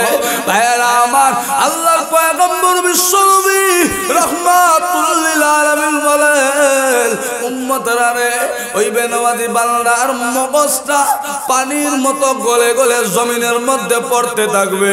বেনমাজি বান্দার শরীরটা গাম শুরু হয়ে যাবে, শরীর থেকে এমন পরিমাণ গাম হবে যে তার গামের কারণে তার গামের মধ্যে কোনো বেনমাজি বান্দার হাঁটু পরিমাণ পানি হয়ে যাবে, কোনো বেনমাজি বান্দার কোমর পরিমাণ পানি হয়ে যাবে, কোনো বেনমাজি বান্দার বুক পরিমাণ পানি হয়ে যাবে, কোনো বেনমাজি বান্দার গামের পানির মধ্যে সাঁতার কাটা আরম্ভ করবে। ভাইয়েরা আমার, হিসাব নিকাশ যখন শেষ হয়ে যাবে, আল্লাহর বান্দার আমলনামা মহান আল্লাহ ডান হাতে না দিয়ে বাম হাতের মধ্যে দিবে। ভাইয়েরা আমার, বেনমাজি বান্দার আমলনামা আল্লাহ ডান হাতে দিবে, বেনমাজি বান্দার আমলনামা আল্লাহ বাম হাতে দিবে। অনেকেই বলতে পারেন যে হুজুর, ডান হাতে দিলে সমস্যা কি? ও ভাই, বাম হাতে যে দেওয়া হবে এটা কিন্তু এমনিতেই দেওয়া হবে না।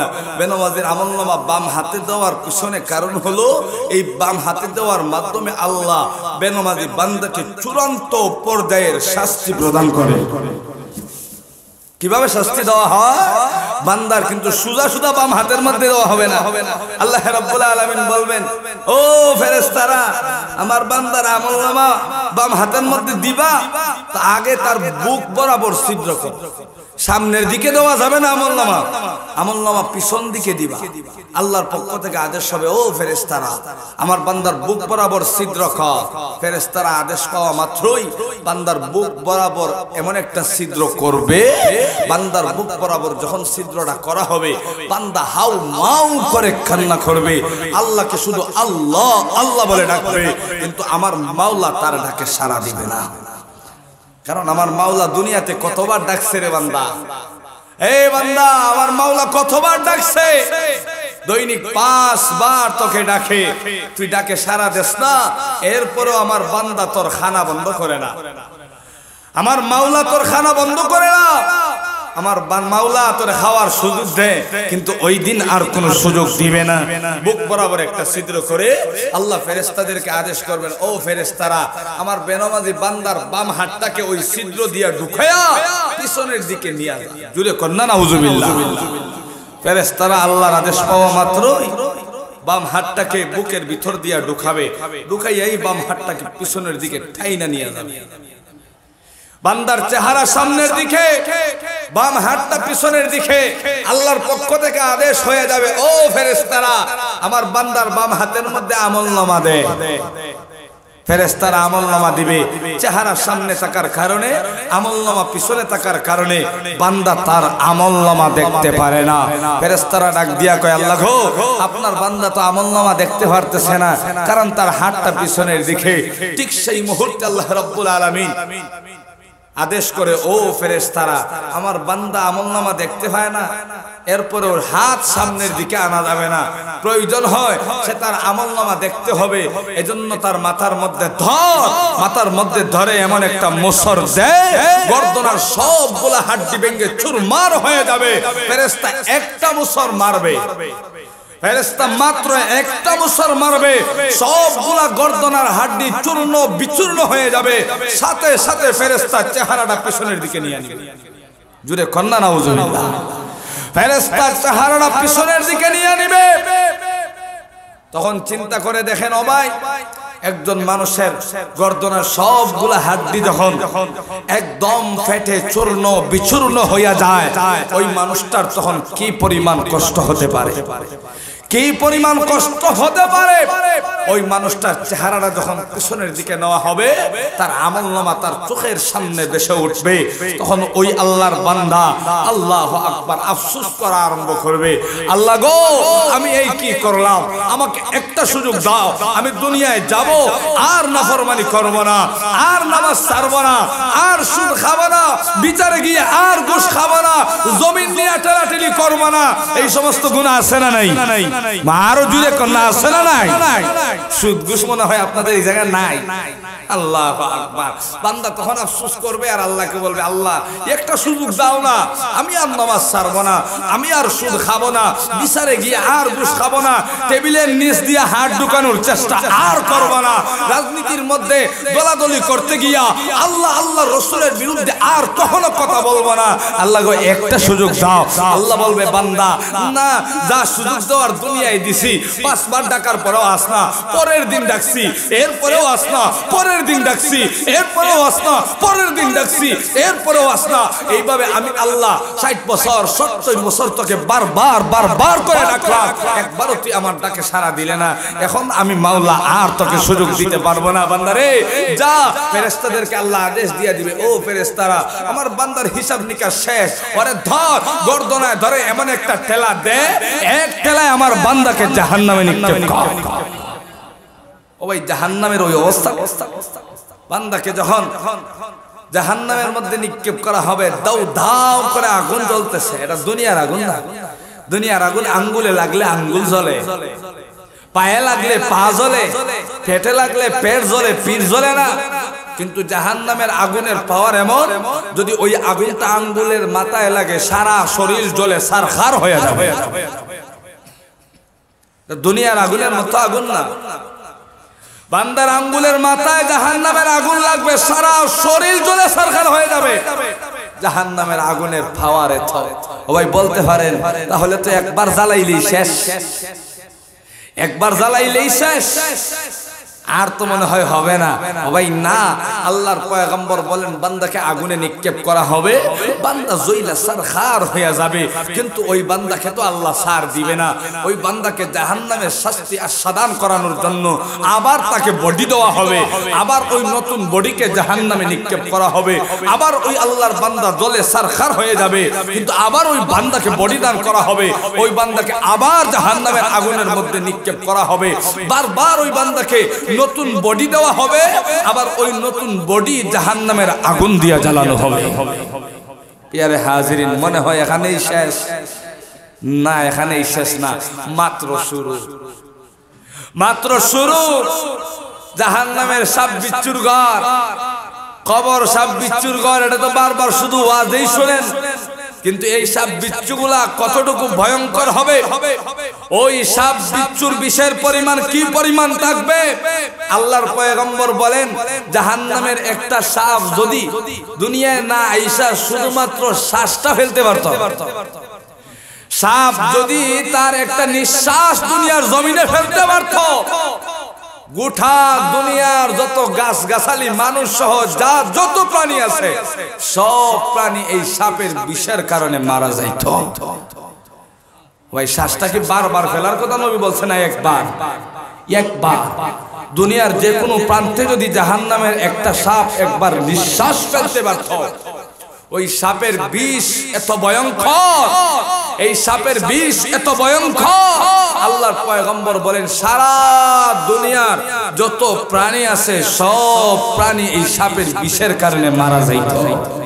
পিয়ারে হাজিরিন, ওই বিষধর সাপগুলা জাহান্নামী বান্দাকে যখন দংশন করবে, জাহান্নামী বান্দাকে যখন ওই বিষধর সাপগুলা দংশন করবে, জাহান্নামী বান্দার নিচে মাটি থাকবে, ওই মাটিগুলার একবার যখন জাহান্নামী বান্দাকে এইভাবে ধরে একটা দংশন করবে, ওই জাহান্নামী বান্দা জমিন ছিঁড়ে ছিঁড়ে নিচের দিকে যাইতে থাকবে, জমিন ছিঁড়ে ছিঁড়ে নিচের দিকে যাইতে থাকবে। ওই জায়গায় যাওয়ার পরে আরো একটা দংশন করবে, আবার ওই জমিন ছিঁড়ে ছিঁড়ে উপরের দিকে উঠতে থাকবে। ও ভাই, শাস্তি কি এখানেই শেষ? এখানেই শেষ না। আল্লাহর পয়গম্বর বিশ্ব নবী রাহমাতুল লিল আলামিন বলেন, জাহান্নামী বান্দাদেরকে মহান আল্লাহ এত ভয়ঙ্কর রূপে শাস্তি দান করবে। ও দুনিয়ার উম্মতেরা, দুনিয়াতে যেই সমস্ত মানুষগুলা সুদ খায়, সুদের ব্যবসা করে, তাদেরকে মহান আল্লাহ এমন একটা জাহান্নামের মধ্যে ফেলবে, আগুনের নদী থাকবে, আগুনের নদী। ওই বান্দার পেটটা এত বড় হবে আর গ্লাসের মতো পরিষ্কার হয়ে যাবে। ওই বান্দা যখন নদীর মধ্যে সাঁতার কাটতে থাকবে, ওই বান্দার পেট আয়নার মতো পরিষ্কার, ভিতরে কি আছে সব দেখা যায়। আল্লাহর পয়গম্বর বিশ্ব নবী রাহমাতুল লিল আলামিন বলেন, আমি যখন মেরাজের মধ্যে গেলাম, গিয়া দেখি একদল মানুষ জাহান্নামের ভিতরে পুকুরের মধ্যে সাঁতার কাটতেছে, কিন্তু তাদের পেটটা বড় পরিষ্কার, পেটের ভিতরে কি আছে সব দেখা যায়। আল্লাহর পয়গম্বর বলেন, উম্মতেরা, আমি যখন ওই সমস্ত বান্দাদের পেটের দিয়া তাকাইলাম, তাকায় দেখি পেটের ভিতরে শুধু সাপ আর সাপ। আল্লাহর পয়গম্বর জিবরাইলকে জিজ্ঞাসা করেন, জিবরাইল রে, ওই সমস্ত মানুষগুলার পেটের ভিতরে শুধু সাপ কেন? জিবরাইল আলাইহিস সালাতু ওয়াস সালাম আল্লাহর পয়গম্বরকে ডাক দিয়া বলেন, নবী গো, ওই সমস্ত মানুষগুলা এমন একদল মানুষ, যেই সমস্ত মানুষগুলা দুনিয়ায় থাকা অবস্থায় সুদের ব্যবসা করত। এর হাজির সুদকুর যারা, তাদের পেট আয়নার মতো পরিষ্কার হয়ে যাবে, বাহির থেকে ভিতরে সবকিছু দেখা যাবে, কিন্তু ভিতরে হাত ভর কোনো কিছুই থাকবে না, শুধু সাপ আর সাপ থাকবে। ওই সাপগুলা তাদের পিঠের ভিতরে বিভিন্ন অঙ্গে বারবার দংশন করতে থাকবে, আর তারা জাহান্নামের শাস্তি আস্বাদন করতে থাকবে। প্রিয়ারে হাজিরিন, এখানেই কি জাহান্নামের শাস্তি শেষ? না। আল্লাহর পয়গম্বর বিশ্ব নবী রাহমাতুল লিল আলামিন বলে, আমি যখন মেরাজের মধ্যে গেলাম, যাওয়ার পরে দেখি যে আল্লাহ রাব্বুল আলামিন একদল মানুষের চোখের মধ্যে সীসা গলে গলে নিক্ষেপ করতেছেন। জোরে কন্না নাউজুবিল্লাহ। সীসা গলে গলে গরম সীসাকে বান্দার চোখের মধ্যে নিক্ষেপ করা হইতেছে। আমি জিজ্ঞাসা করলাম, জিবরাইল রে, ওই সমস্ত মানুষ কারা যাদের এই চোখের মধ্যে সীসা গলে গলে দেওয়া হইতেছে? জিবরাইল আলাইহিস সালাতু ওয়াস সালাম বলেন, নবী গো, ওই সমস্ত মানুষ হলো ওরা যারা দুনিয়ায় থাকা অবস্থায় চোখের জিনা করেছে। ভাই আপনার আমার আমলনামায় চোখের জিনার গুনাহ আছে না নাই? বেগানা মহিলার দিকে তাকানো মানেই হলো চোখের জিনা। চিন্তা করে দেখেন দুনিয়াতে কতবার বেগানা মহিলার দিকে তাকাইছে। আল্লাহর রাসূল সাল্লাল্লাহু আলাইহি ওয়াসাল্লাম বলেন, আমি যখন মেরাজে গেলাম, জাহান্নাম যখন ভ্রমণ করতেছি, হঠাৎ করে তাকায়া দেখি একদল মানুষের লজ্জাস্থানের মধ্যে আল্লাহ রশি বাইদা গাছের মধ্যে লটকায়া রাখছে। জুরে কন্না নাউজুবিল্লাহ, আরো জুরে কন্না নাউজুবিল্লাহ। ভাই রাসূল বলতেছেন লজ্জার কথা, কিন্তু এরপরেও বলতে হয়, কারণ এগুলা রাসূলের পক্ষ থেকে উম্মতের জন্য সতর্কবাণী। এগুলা উলামায়ে কেরামের জন্য উচিত হলো বইলা দেওয়া। আল্লাহর পয়গম্বর বলেন, লজ্জাস্থানের মধ্যে রশি বাইদা মাথাটাকে নিচের দিকে দিয়া আল্লাহ রাব্বুল আলামিন লটকায়া রাখছে, লটকায়া। তার চেহারা লাল হয়ে চক্ষু থেকে রক্ত বাহির হয়, নাক দিয়া রক্ত বাহির হয়, কান দিয়া রক্ত বাহির হয়, কিন্তু চিরে পড়বে না যতক্ষণ পর্যন্ত আল্লাহর পক্ষ থেকে আদেশ না হবে। লটকানো থাকবে, মরবে না যতক্ষণ পর্যন্ত আল্লাহর পক্ষ থেকে আদেশ না হবে। শুধুমাত্র শাস্তি আস্বাদন করতে থাকবে। আল্লাহর পয়গম্বর বলেন, ও জিবরাইল, এই সমস্ত মানুষ কারা যাদেরকে মহান আল্লাহ এইভাবে শাস্তি দিতেছে?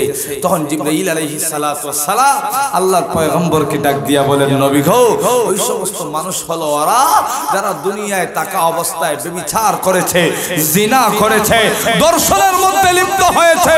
ইয়া রাসূলুল্লাহ, ইয়া হাবিবাল্লাহ, নবীজি, কিয়ামত পর্যন্ত আপনার যেই সমস্ত উম্মতেরা এইভাবে দর্শনের মধ্যে লিপ্ত হবে, জিনার মধ্যে লিপ্ত হবে, ব্যভিচারের মধ্যে লিপ্ত হবে, তাদেরকে এইভাবে লটকাইয়াই মহান আল্লাহ শাস্তি দিবে। জুরে কোন নাউযুবিল্লাহ।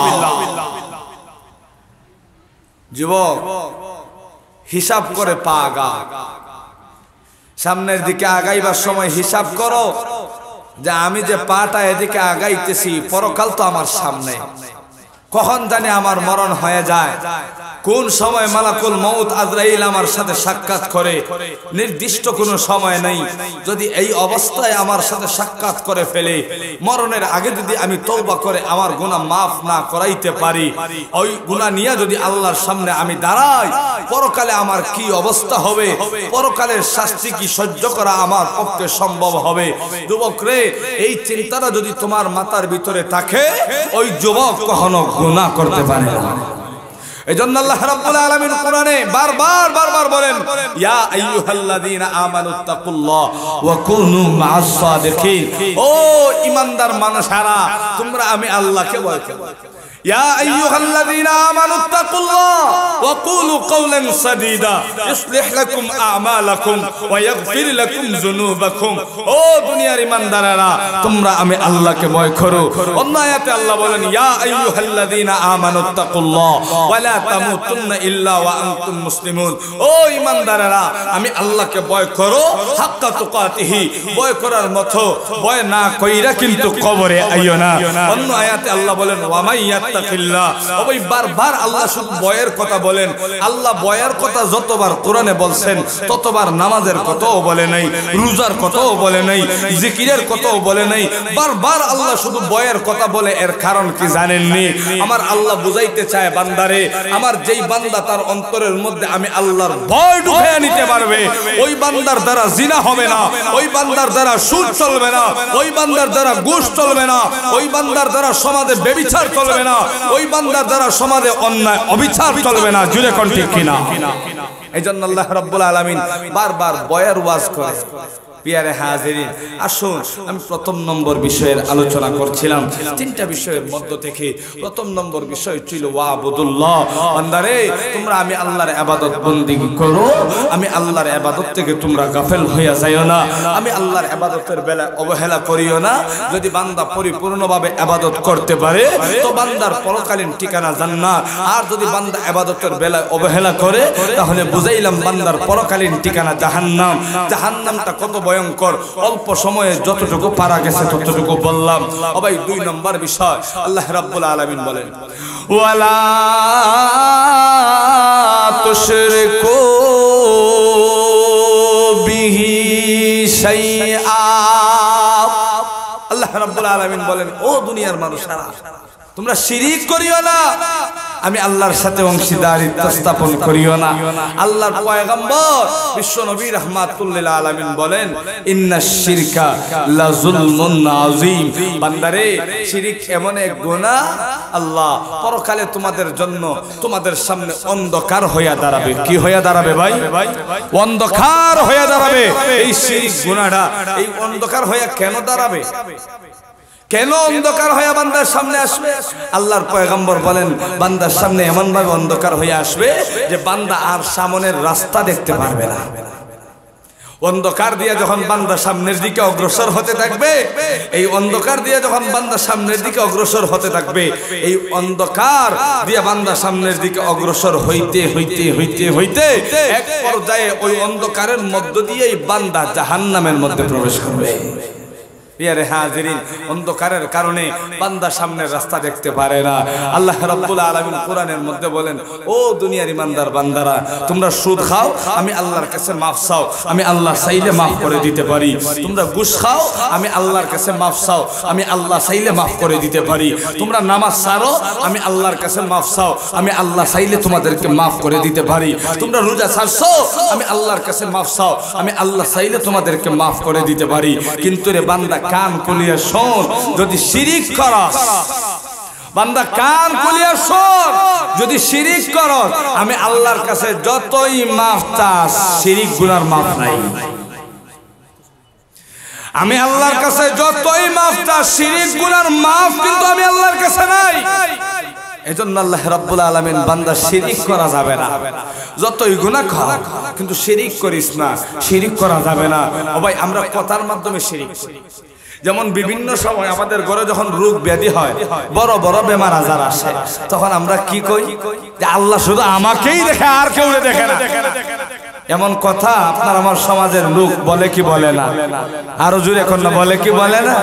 পাশের বাড়ির একজন যখন ধনী হইয়া যায়, সম্পদশালী হইয়া যায়, তখন বান্দা বলে, হায় রে, আল্লাহ শুধু ওরেই দিল, আর আমারে বুঝি গর্তের ভিতরে ফেলাইয়া দিল। ও ভাই না, যার সম্পদ যত বেশি আল্লাহর কাছে তার জন্য মুসিবত তত বেশি। এজন্য আল্লাহর রাসূল বলেন, বান্দা, আল্লাহর রাসূল দুনিয়ায় থাকা অবস্থায় আল্লাহ বারবার ধনী হওয়ার অফার দিছে। রাসূলকে আল্লাহ বারবার ধনী হওয়ার অফার দিছে। আল্লাহর রাসূল চাইলে বদরের মাঠ, বদরের পাহাড়, উহুদ পাহাড়, আল্লাহর রাসূল চাইলে আল্লাহ রাব্বুল আলামিন স্বর্ণ দিয়ে রূপান্তর করে দিতেন। কিন্তু আল্লাহর রাসূল চায় না। আল্লাহর রাসূল চায়, আল্লাহ গো, আমি মিসকিন হইয়া, এতিম হইয়া দুনিয়ায় আসছি, দুনিয়াতে এতিমদের সাথেই রাখো, আর এতিম অবস্থায় আমাকে দুনিয়া থেকে নাও। জোরে কন্না সুবহানাল্লাহ। কারণ যার সম্পদ যত কম, আল্লাহর কাছে তার জন্য মুসিবত তত কম, হিসাব তত কম। ও ভাই, এজন্য কথাবার্তার মাধ্যমে শিরিক করা যাবে না, বাবার মুকামে গিয়া সাজদা করা যাবে না, বাবার কাছে গিয়া সন্তান চাওয়া যাবে না। শাহজালালের মুকামে যাবেন, গিয়া জিয়ারত করবেন, মাশাআল্লাহ, এটা ভালো কথা। কিন্তু দেয়ালের মধ্যে পেট গসায়া গসায়া শাহজালাল বাবার কাছে সন্তান চাওয়া যাবে? আরো জোরে কোন না, যাবে? চাইনি মানুষ, চাইনি। আরো জোরে কোন না, চাইনি। শাহজালাল সন্তান দিতে পারে? কোন নবী সন্তান দিতে পারে? যদি নবী সন্তান দিতে পারতো, ইব্রাহিম নিঃসন্তান অবস্থায় বুড়া হইতো না।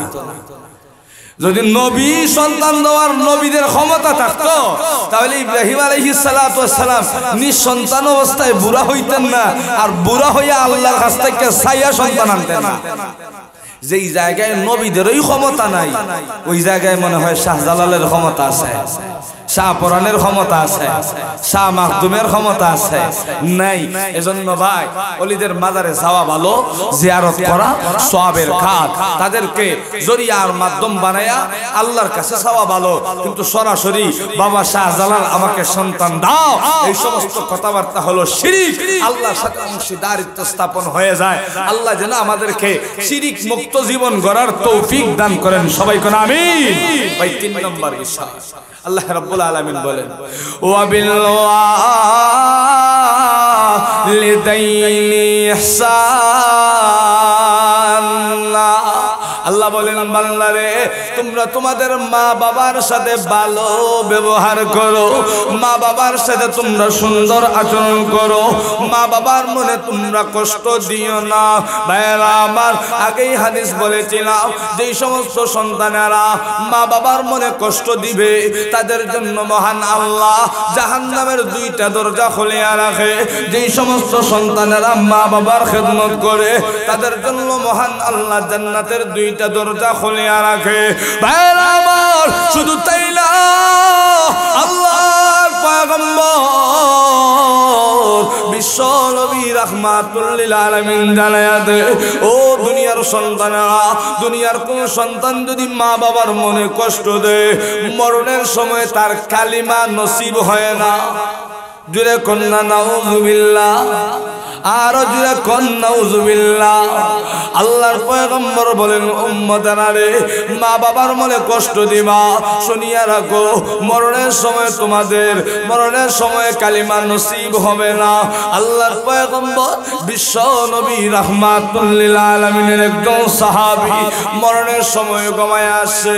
আল্লাহর পয়গম্বর সাহাবায়ে কেরামকে পাঠায়া দিছে, সাহাবীরা রে যাও আমার আলকামা মৃত্যু শয্যায় শায়িত অবস্থায় আছে, ও সাহাবীরা যাও আলকামাকে কালিমার তালকিন দাও, আলকামা যেন কালিমা পড়ে দুনিয়া থেকে শেষ বিদায় হয়। ভাইরা আমার সাহাবায়ে কেরাম আলকামার সামনে আইসা আলকামাকে বারবার কালিমার তালকিন দেয়, কিন্তু আলকামা কালিমা বলতে পারে না, তার জবান দিয়া কালিমা বের হয় না।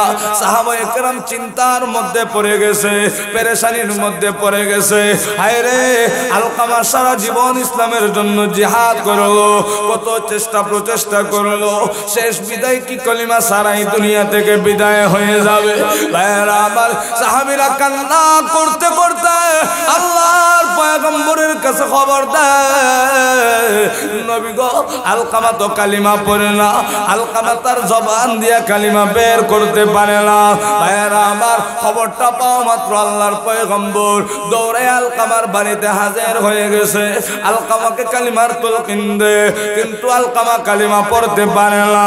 ভাইরা আমার মহান আল্লাহ জিবরাইল মাধ্যমে আল্লাহর পয়গম্বরকে জানায়া দেয়, নবী গো আলকামাকে আপনি যতই কালিমার তালকিন দেন আলকামা কালিমা বলতে পারবে না। ওগো নবীজি, কারণ কি জানেননি? কারণ হলো আলকামার মা আলকামার উপরে বেজার, আলকামার মা আলকামার উপরে নারাজ হয়ে আসে। ভাইরা আমার আল্লাহ যখন আল্লাহর পয়গম্বরকে জানা দেয়, আল্লাহর পয়গম্বর বিশ্ব নবী রাহমাতুল লিল আলামিন আলকামার মাকে সামনে হাজির করে আল্লাহর পয়গম্বর ডাক দিয়া বলে, ওগো আলকামার মা, মাগো আপনি যদি আপনার সন্তানকে মাফ না করেন এই মুহূর্তে কিন্তু আপনার সন্তানকে আগুন দিয়া জ্বালানো হবে। ওগো মা,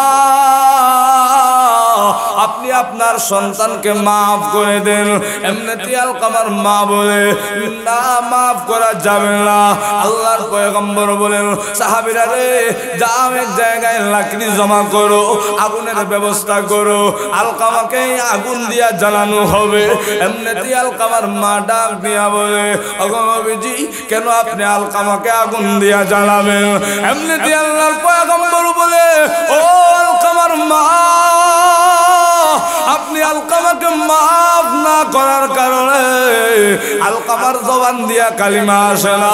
এই অবস্থায় যদি আলকামা দুনিয়া থেকে বিদায় হয় আল্লাহ কিন্তু আলকামাকে জাহান্নামের আগুন দিয়া জ্বালাবে। ও আলকামার মা, জাহান্নামের আগুন কিন্তু দুনিয়ার আগুনের মতন না। মাগো, জাহান্নামের আগুন দুনিয়ার আগুন থেকে কোটি গুণ বেশি পাওয়ার। যেই মুহূর্তে সন্তানের এই কথা মা শুনেছে, এমনিতে আলকামার মা আল্লাহর পয়গম্বরকে ডাক দিয়া বলে, নবী গো আমার সন্তান যতই অপরাধ করো আমার সামনে আলকামাকে জ্বালানো হবে, এটা আমি বরদাস্ত করতে পারবো না। ওগো নবীজি, আমি তো আলকামাকে 10 মাস 10 দিন গর্ভে ধারণ করেছি নবী গো আমি তো আলকামাকে 2.5 বছর পর্যন্ত আমার বুকের দুধ পান করাইয়া বড় করেছি ওগো নবীজি আলকামা যখন ছোট ছিল বিছানার মধ্যে প্রস্রাব করে দিত ওই বিজা বিছানায় আমার সন্তানকে আমি রাখতাম না বিজা বিছানায় আমি মা যাইয়া আমার সন্তানকে অপর পাশে নিয়ে যাইতাম নবীজি ইয়া রাসূলুল্লাহ ইয়া হাবিবাল্লাহ ওগো নবীজি আমার সন্তান অপর পাশে প্রস্রাব করে দিত নবী গো আমার সন্তানের কষ্ট হবে এজন্য এই বিজার মধ্যে আমার সন্তানকে রাখতাম না নিজে বিজার মধ্যে যাইয়া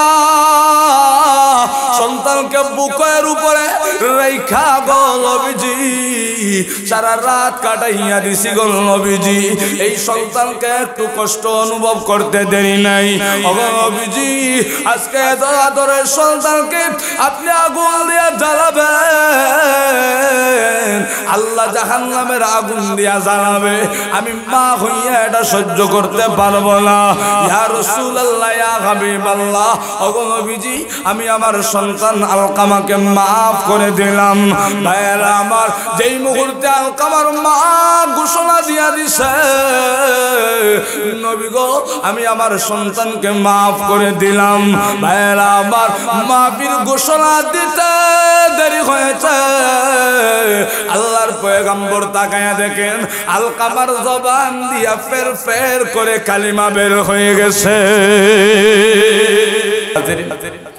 বিষয়টা বুঝতে পারছেন মার মনে দুঃখ ছিল কষ্ট ছিল অথচ আলকামার মা কিন্তু মুসলমান ছিলেন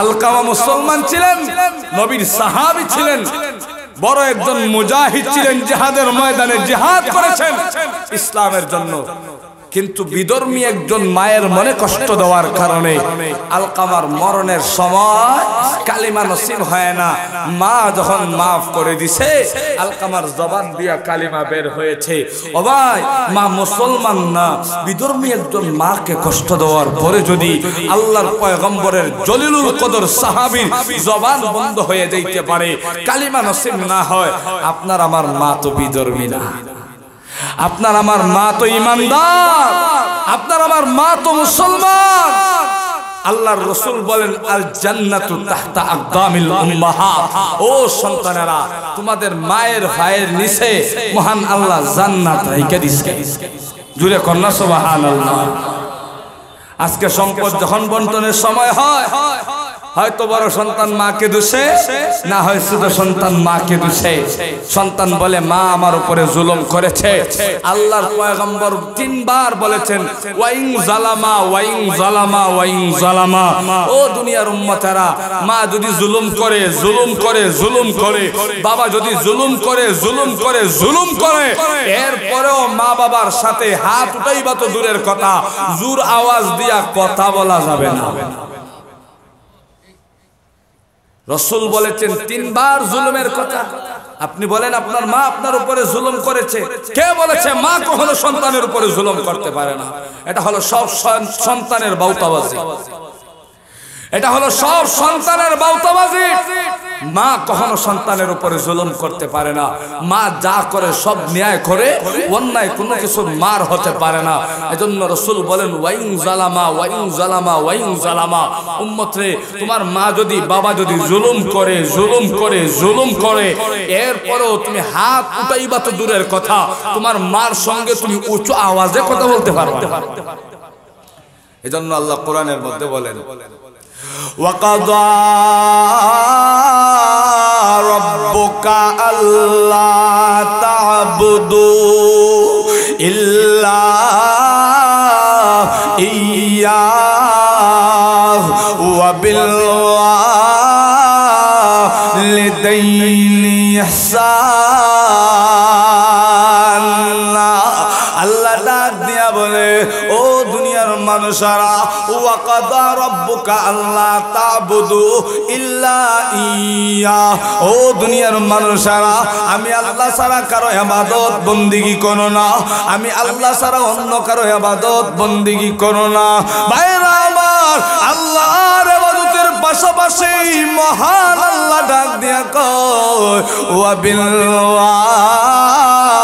ওয়ালিদাইনি ইহসান ও দুনিয়ার সন্তানেরা তোমরা তোমাদের মা বাবার সাথে সুন্দর ব্যবহার করো মা বাবার সাথে সুন্দর আচরণ করো ওয়াকফিদ লাহুমা জানাহাযুল্লি মিনার রাহমা ওয়া কুর রাব্বিরহামহুমা কামা রাব্বায়ানি সগীরা আল্লাহ বলেন ও দুনিয়ার মানুষেরা তোমাদের মা বাবার সাথে তোমরা নরম আওয়াজে কথা বলো উঁচু আওয়াজে কথা বলার চেষ্টা করিও না ও দুনিয়ার মানুষেরা মা বাবার খেদমত করতে পারো না মা বাবা দুনিয়া থেকে বিদায় হয়ে গেছে ও সন্তানেরা তোমরা তোমাদের মা বাবার জন্য আল্লাহর কাছে দোয়া করা আরম্ভ করে দাও রব্বিরহামহুমা কামা রাব্বায়ানি সগীরা সন্তান যদি মা বাবার খেদমত করে হক আদায় করতে না পারে মা বাবা যদি দুনিয়া থেকে বিদায় হয়ে যায় যেই কবরের মধ্যে মাকে রাখা হয় যেই কবরের মধ্যে বাবাকে রাখা হয় ওই কবরের সামনে দাঁড়াইয়া সন্তান যদি আল্লাহর কাছে দোয়া করে রব্বিরহামহুমা কামা রাব্বায়ানি সগীরা আল্লাহ গো আমার মায়ের উপরে দয়া করো যেইভাবে আমার মা ছোটবেলায় আমার উপরে দয়া করেছে আল্লাহ গো আমার বাবার উপরে দয়া করো যেইভাবে আমার বাবা ছোটবেলায় আমার উপরে দয়া করেছে